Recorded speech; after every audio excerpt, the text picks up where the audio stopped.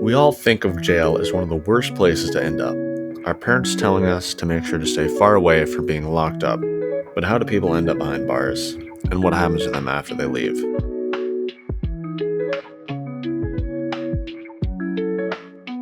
Imagine you're walking down the street. You haven't eaten properly in days. You've got a few coins in your pocket, but they won't buy much.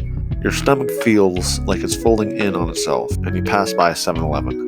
Bright lights, snacks, warm food, and for a second, hunger overpowers judgment.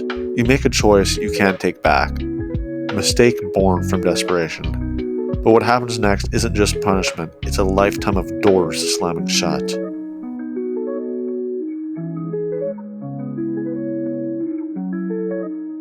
My name is Greg Simmons. I'm an ex-prisoner who does advocacy work for HIV and HCV.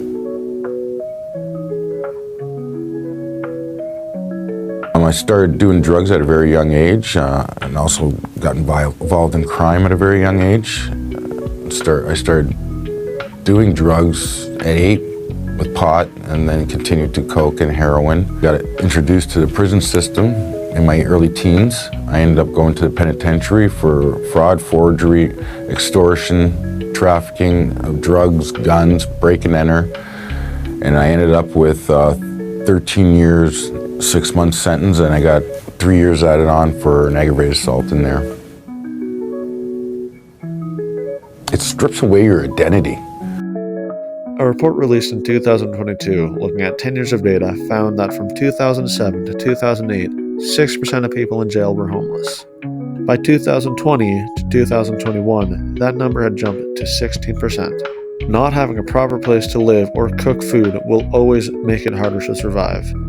This issue is only getting worse, with many landlords conducting background checks and not allowing those with a criminal record to rent an apartment.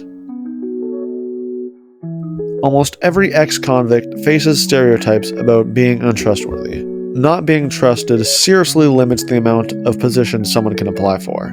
Most employers will perform a background check and see a big red flag. A study done from 2001 to 2021 concluded that out of 11,158 former inmates, only half were able to find a job, on average 14 years after release. This is thought to be largely because of their records. And it's not just a small minority who experiences this. A lot of Canadians have a criminal record.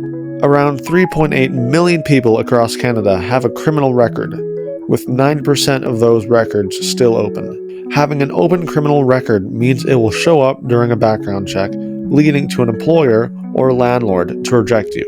The only way an ex-convict can close their record is by going through a process called record suspension. If your sentence has been completed, you can apply for it, but the process involves gathering documents, submitting an application to the Parole Board of Canada, and paying a $631 fee. While you don't need a lawyer, if anything on your application is inaccurate, you can be instantly disqualified. In addition to this, the process could take up to 2 years, meaning you'd have to survive in that time with the record open. On top of all of this, Indigenous people in Canada face even bigger challenges. Although they only make up about 5% of the total population, they represent over 32% of the federal prison population. In addition to this, Indigenous women, in particular, now make up 40% of the female prison population. After being released, Indigenous ex-convicts face even higher rates of homelessness and job insecurity, pushed down by both the weight of a criminal record and systemic racism.